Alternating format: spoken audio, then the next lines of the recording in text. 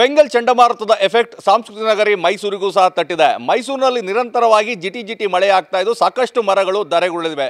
ನಾವೀಗ ಮೈಸೂರಿನ ಸರಸ್ವತಿಪುರಂನಲ್ಲಿದ್ದೇವೆ. ನೀವು ನೋಡ್ತಾ ಇರ್ಬೋದು, ಸರಸ್ವತಿಪುರಂನಲ್ಲಿ ನಿನ್ನೆ ಸಂಜೆ ಗಾಳಿಯಿಂದಾಗಿ 2 ಮರಗಳು ಬುಡ ಸಮೇತ ಉರುಳಿ ಬಿದ್ದಿದ್ದಾವೆ. ಒಂದು ದೃಶ್ಯದಲ್ಲಿ ತಾವು ನೋಡ್ತಾ ಇರ್ಬೋದು, ಅಂದರೆ ಈ ಒಂದು ಮರ ಏನಿದೆ ಬುಡ ಸಮೇತವಾಗಿ, ಅಂದರೆ ಬುಡದಿಂದನೂ ಸಹ ಆ ಮರ ಉರುಳಿ ಬಿದ್ದಿದೆ. ಪ್ರಮುಖವಾಗಿ ಇದಕ್ಕೆ ಕಾರಣ ಅಂತ ಹೇಳಿದ್ರೆ ಇದರ ಪಕ್ಕದಲ್ಲೇ ನೀವು ನೋಡ್ತಾ ಇರ್ಬೋದು ಕಾಂಕ್ರೀಟ್ ಮೋರಿಯನ್ನು ಹಾಕಲಾಗಿದೆ. ಅಂದರೆ ಮೋರಿಯ ಪಕ್ಕದಲ್ಲೇ ಇರುವಂತಹ ಈ ಒಂದು ಮರ ಆಗಿದೆ. ಅಂದರೆ ನೀರು ಸಾಕಷ್ಟು ಪ್ರಮಾಣದಲ್ಲಿ ಅದಕ್ಕೆ ಸಿಗೋದಿಲ್ಲ, ಹೀಗಾಗಿ ಸಹಜವಾಗಿ ಅದು ಶಿಥಿಲಗೊಂಡಿರ್ತದೆ.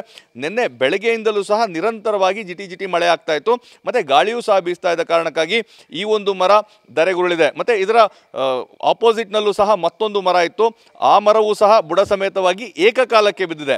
ಅಂದರೆ ಈ ಒಂದು ದೃಶ್ಯಗಳೇನಿದೆ ಮರಗಳು ಧರೆಗುರುಳುವಂಥದ್ದು CC ಕ್ಯಾಮ್ರಾದಲ್ಲಿ ರೆಕಾರ್ಡ್ ಆಗಿದೆ.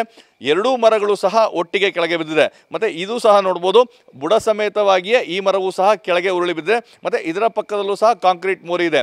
ಅಂದರೆ ಸಾಮಾನ್ಯವಾಗಿ ಅವಕ್ಕೆ ನೈಸರ್ಗಿಕವಾಗಿ ಸಿಗಬೇಕಾದಂತಹ ಯಾವುದೇ ನೀರಿರ್ಬೋದು ಅಥವಾ ಬೇರೆ ಗೊಬ್ಬರ ಇರ್ಬೋದು, ಇದ್ಯಾವುದೂ ಸಹ ಸಿಗದ ಕಾರಣ ಸಹಜವಾಗಿಯೇ ಈ ಮರಗಳು ಶಿಥಿಲಗೊಂಡಿರ್ತದೆ. ನಗರ ಪ್ರದೇಶದಲ್ಲಿ ಬಹುತೇಕ ಇದೇ ರೀತಿಯಾದಂತಹ ಪರಿಸ್ಥಿತಿ ನಿರ್ಮಾಣವಾಗಿದೆ.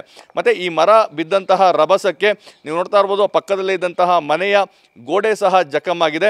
ಆ ಒಂದು ಮನೆಯ ಒಳಭಾಗಕ್ಕೆ ಯಾವುದೇ ರೀತಿಯಾದಂಥ ಹಾನಿಯಾಗಿಲ್ಲ, ಆದರೆ ಹೊರಭಾಗದಲ್ಲಿದ್ದಂತಹ ಏನು ಗೋಡೆ ಇದೆ ಅದು ಸಂಪೂರ್ಣವಾಗಿ ಒಂದು ಜಖಮಾಗುವಂಥ ಕೆಲಸ ಆಗಿದೆ.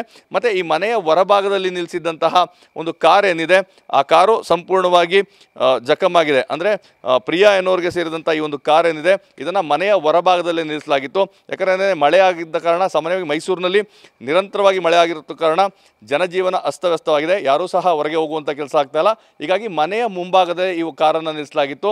ಆ ಕಾರು ಈಗ ಸಂಪೂರ್ಣವಾಗಿ ಜಖಮಾಗಿದೆ. ಅಂದರೆ ಬಿದ್ದಂತಹ ಮರ ನೇರವಾಗಿ ಆ ಕಾರಿನ ಗಾಜಿನ ಮೇಲೆ ಬಿದ್ದಿದೆ. ಮತ್ತು ಆ ಮರ ಬಿದ್ದಂತಹ ಒಂದು ಮಾರ್ಕ್ನ ಸಹ ತಾವು ನೋಡ್ತಾ ಇರ್ಬೋದು. ಅಂದರೆ ಈ ಒಂದು ಭಾಗದಲ್ಲಿ ನೇರವಾಗಿ ಬಿದ್ದ ಕಾರಣ ಅದು ಸಂಪೂರ್ಣವಾಗಿ ಕಾರಿನ ಮುಂಭಾಗದ ಒಂದು ಗಾಜು ಏನಿದೆ ಜಖಮಾಗಿದೆ. ಇದು ಕೇವಲ ಮೈಸೂರಿನ ಸರಸ್ವತಿಪುರಂನ ಕಥೆ ಅಲ್ಲ, ಮೈಸೂರಿನ ಬಹುತೇಕ ಬಡಾವಣೆಗಳಲ್ಲಿ ಇದೇ ರೀತಿಯಾದಂಥ ಪರಿಸ್ಥಿತಿ ನಿರ್ಮಾಣವಾಗಿದೆ. ಯಾಕಂದರೆ ನಿರಂತರವಾಗಿ ಸುರಿತಾ ಇರುವಂಥ ಮಳೆ, ಮತ್ತೊಂದು ಕಡೆ ಗಾಳಿ, ಇವೆರಡರಿಂದಾಗಿ ಸಾಕಷ್ಟು ಪರಿಣಾಮಗಳು ಸಾಂಸ್ಕೃತಿಕ ನಗರಿ ಮೈಸೂರಿನಲ್ಲಿದೆ. ಆ ಕಾರಿನ ಮಾಲೀಕರಂಥ ಪ್ರಿಯಾ ನಮ್ಮ ಜೊತೆಗಿದ್ದಾರೆ. ಮ್ಯಾಮ್, ಯಾವ ರೀತಿಯಾದಂಥದ್ದು ಇದು? ಸರ್, ನಿನ್ನೆ ಸಂಜೆ ಅರೌಂಡ್ 4 to 5 o'clock ಆ್ಯಕ್ಚುಲಿ ಎಲ್ಲ ಹೊರಗಡೆ ಹೋಗಬೇಕಾಗಿತ್ತು. ಬಟ್ ಅದೇ ಮಳೆ ಕಂಟಿನ್ಯೂಸ್ ಮಳೆ ಇತ್ತಲ್ಲ, ಅದಕ್ಕೋಸ್ಕರ ನಾವು ಯಾರೂ ಹೋಗಿರಲಿಲ್ಲ. ಕಾರ್ ಮನೆ ಮುಂದೆನೇ ಇತ್ತು. ಅದಾಗಿ ಇಮಿಡಿಯೇಟಾಗಿ ಒಂದು ದೊಡ್ಡ ಸೌಂಡ್ ಬಂತು. ಏನಾಯ್ತಂತ ಎಲ್ಲ ಹೊರಗಡೆ ಬಂದಾಗ, ಸೊ 2 ಮರಗಳು ಗಾಳಿ ಜಾಸ್ತಿ ಆದಾಗಲಿಂದ 2 ಮರಗಳು ಕನೆಕ್ಟ್ ಆಗಿತ್ತು ಒಂದಕ್ಕೊಂದು. ಸೊ 2 ಭಾರ ತಳಿಯೋಕ್ಕಾಗದೆ ಒಂದು ನನ್ನ ಕಾರ್ ಮೇಲೆ ಬಿದ್ದಿತ್ತು, ಇನ್ನೊಂದು ಈ ಕಡೆ ಇವ್ರ ಮನೆ ಮೇಲೆ ಬಿದ್ದಿತ್ತು. ಸೊ ಗ್ಲಾಸ್ ಎಲ್ಲ ಪೂರ್ತಿ ಹಾಳಾಗಿದೆ. ಇವಾಗ ನೋಡ್ಬೇಕು ಸರ್, ಅದೆಲ್ಲ ರೆಡಿ ಮಾಡಿಸ್ಬೇಕು, ಏನು ಮಾಡಬೇಕಂತ ನೋಡಬೇಕು. ಅದೇ ಈ ನ್ಯಾಚುರಲ್ ಕಲಾಮಿಟೀಸು ಏನೂ ಮಾಡೋಕ್ಕಾಗಲ್ಲ ಸದ್ಯ. ಯಾರು ಮಕ್ಕಳು ಅಥವಾ ಯಾರು ಆ ಟೈಮಲ್ಲಿ ಇರಲಿಲ್ಲ ಅಷ್ಟೇ, ಅದೊಂದು ಖುಷಿಯಾಗಿರೋ ವಿಷಯ. ಅದು ಬಿಟ್ಟರೆ ಅದೇ ಕಾರ್ನ ಇವಾಗ ರೆಡಿ ಮಾಡಿಸ್ಬೇಕು ಸರ್. ಸಾಕಷ್ಟು ವರ್ಷಗಳಿಂದ ಅಟ್ ಎ ಟೈಮ್ 2 ಮರ ಒಟ್ಟಿಗೆ ಬಿದ್ದಿದೆಯಲ್ಲ ಅಂತ.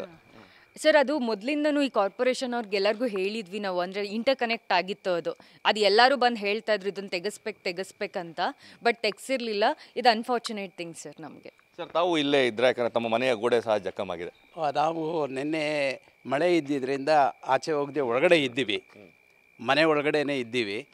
ಆವಾಗ ಇದ್ದಕ್ಕಿದ್ದಾಗೆ ಸಂಜೆ ಒಂದು ಜೋರಾಗಿ ಸೌಂಡ್ ಥರ ಕೇಳಿಸ್ತಂತೂ ಈ ಕಡೆ ಕಿಟಕಿ ತೆಗೆದು ನೋಡಿದ್ರೆ ಮೊದಲು ನಮ್ಮ ಮನೆ ಕಾಂಪೌಂಡ್ ಹತ್ರ ಇರೋ ಒಂದು ಮರ ರೋಡ್ಗೆ ಬಿತ್ತು. ಅದು ಹೋಗಿ ಅವ್ರ ಕಾರ್ ಮೇಲೆ ಹಂಗೆ ಬಿತ್ತು. ಈ ಎದುರುಗಡೆ ಇದ್ದಿದ್ದ ಮರ ಅದು ಈ ಮರದ ಜೊತೆನೇ ಅದು ಯಾಕಂದ್ರೆ ತುಂಬ ವೀಕ್ ಆಗಿತ್ತು, ಇದ್ರ ಮೇಲೆ ಸಪೋರ್ಟ್ ತೊಗೊಂಡಿತ್ತು ಅಂತ ಕಾಣುತ್ತೆ. ಇದು ಬಿದ್ದ ತಕ್ಷಣ ಇದು ಕ್ರಾಸಾಗಿ ಅದ್ರ ಮೇಲೆ ಬಿದ್ದು ಇಲ್ಲಿ ಸ್ವಲ್ಪ ನಮ್ಮ ಈ ಕಾಂಪೌಂಡ್ ಗೋಡೆಗಳೆಲ್ಲ ಡ್ಯಾಮೇಜ್ ಆಯಿತು. ಸದ್ಯಕ್ಕೆ ಮನೆಗೆ ಏನು ಡ್ಯಾಮೇಜ್ ಏನು ಆಗಿಲ್ಲ ಸದ್ಯಕ್ಕೆ. ಅಷ್ಟೊಳಗೆ ನಿನ್ನೆ ಭಾನುವಾರ ಇದಾಗಿದ್ದರೆ ಭಾರೀ ತೊಂದರೆ ಆಗಿಬಿಡ್ತಿತ್ತು. ಯಾಕಂದರೆ ಮಕ್ಕಳು ಇಲ್ಲಿ ಕ್ರಿಕೆಟ್ ಆಡ್ತಿರ್ತಾರೆ, ಆಮೇಲೆ ಓಡಾಡ್ತಿರ್ತಾರೆ, ಆಮೇಲೆ ಗೀಕಲಲ್ಲಿ ಓಡಾಡ್ತಾ ಇರ್ತಾರೆ.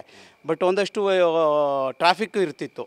ಸೊ ಸದ್ಯಕ್ಕೆ ಈ ದೇವ್ರ ದಯೆಯಿಂದ ಇದು ಆ ಥರ ಒಂದು ಆಗಲಿಲ್ಲ, ಅದಕ್ಕೆ ಸಂತೋಷ ನಮಗೆ. ಈ ಡ್ಯಾಮೇಜ್ ಬಗ್ಗೆ ಸ್ವಲ್ಪ ಜಾಸ್ತಿ ನಮಗೆ ಇದಾಗಲಿಲ್ಲ, ಯಾಕಂದರೆ ಯಾರಿಗೂ ತೊಂದರೆ ಆಗಲಿಲ್ವಲ್ಲ, ಜೀವನಕ್ಕೆ ಯಾವುದೂ ತೊಂದರೆ ಆಗಲಿಲ್ವಲ್ಲ, ಅದು ಮುಖ್ಯ. ನಿರಂತರವಾಗಿ ಮಳೆ ಆಗ್ತಾ ಇದೆ, ಹೇಗಿದೆ ಜನಜೀವನ? ಯಾಕಂದರೆ ಕೆಲಸಕ್ಕೆ ಹೋಗೋಕ್ಕಾಗ್ತಾ ಇಲ್ಲ, ಶಾಲಾ ಕಾಲೇಜುಗಳಿಗೆ ರಜೆ ಕೊಟ್ಟಿದ್ದಾರೆ, ಅದು ಸಹ ಹೊರಗೆ ಹೋಗೋಕ್ಕಾಗ್ತಾ ಇಲ್ಲ, ಹೇಗಿದೆ? ಮಳೆಯಿಂದ ಹಲವಾರು ಪ್ರಾಬ್ಲಮ್ಗಳಾಗ್ತಾಯಿದೆ. ಅದೇ ಥರ ನಮ್ಮ ರೋಡಲ್ಲಿ 2 ಮರಗಳು ಬಿದ್ದು ಕಾರು ಮತ್ತು ಮನೆಯೆಲ್ಲ ಸ್ವಲ್ಪ ಡ್ಯಾಮೇಜ್ ಆಗಿದೆ. ಹಾಗೆ ಕೆಲಸಕ್ಕೆ ಹೋಗೋರಿಗೂ ತೊಂದರೆ, ಸ್ಕೂಲ್ಗೆ ಹೋಗೋದು ತೊಂದರೆ. ನೆನ್ನೆ ತುಂಬ ಲೇಟಾಗಿ ಶಾಲಾ ಕಾಲೇಜುಗಳದ್ದು ರಜೆ ಘೋಷಣೆ ಆಯಿತು. ಅಷ್ಟರಲ್ಲಿ ಎಷ್ಟೋ ಜನ ಮಕ್ಕಳು ಅರ್ಧ ಹೋಗಿದ್ದರು ಮತ್ತು ವಾಪಸ್ ಬಂದರು. ಅದಕ್ಕಿಂತ ಇದೆಲ್ಲ ಫಸ್ಟೇ ಅವ್ರಿಗೆ ಗೊತ್ತಿರುತ್ತೆ. ಅವರು ಫಸ್ಟೇ ಇದನ್ನು ಕೇರ್ ತೊಗೊಂಡು ಫಸ್ಟೇ ರಜಾ ಕೊಟ್ಟಿದ್ರೆ ಒಂದಷ್ಟು ಇದಾಗ್ತಿತ್ತು. ಇಲ್ಲಿ ಸದ್ಯ ನೆನ್ನೆ ಅವ್ರು ಹೇಳಿದಾಗ ಯಾರೂ ಇಲ್ಲೇ ಇದ್ದ ಕಾರಣ ಯಾವುದೇ ಜೀವಹಾನಿ ಆಗಿಲ್ಲ. ಅದೇ ಬೆಸ್ಟಿಗೆ. Thank you. ಇದು ಪ್ರತ್ಯಕ್ಷದರ್ಶಿಗಳು ಮತ್ತು ಕಾರು ಮಾಲೀಕರ ಮಾತು. ಭಾನುವಾರ ಏನಾರಾಗಿದ್ರೆ ಇಲ್ಲಿ ಸಾಕಷ್ಟು ಮಕ್ಕಳುಗಳಿರ್ತಾ ಇದ್ರು, ಸಾಕಷ್ಟು ಅನಾಹುತ ಆಗ್ತಾ ಇತ್ತು. ಆದರೆ ಸದ್ಯಕ್ಕೆ ಕಾರು ಮತ್ತು ಗೋಡೆ ಮಾತ್ರ ಡ್ಯಾಮೇಜ್ ಆಗಿದೆ ಅಂತ. ಇದರ ಜೊತೆಗೆ ಏನು ಫೆಂಗಲ್ ಚಂಡಮಾರುತದ ಎಫೆಕ್ಟ್ನಿಂದಾಗಿ ಮೈಸೂರಿನಲ್ಲೂ ಸಹ ಜನಜೀವನ ಅಸ್ತವ್ಯಸ್ತವಾಗಿದೆ. ಶಾಲಾ ಕಾಲೇಜುಗಳಿಗೆ ರಜೆ ಕೊಟ್ಟಿದ್ರು ಸಹ ಮನೆಯಿಂದ ಹೊರಗೆ ಬರದಂತಹ ಪರಿಸ್ಥಿತಿ ನಿರ್ಮಾಣವಾಗಿದೆ. ಕ್ಯಾಮ್ರಾ ಪರ್ಸನ್ ಪ್ರಮೋದ್ ಜೊತೆ ರಾಮ್, TV9 ಮೈಸೂರು.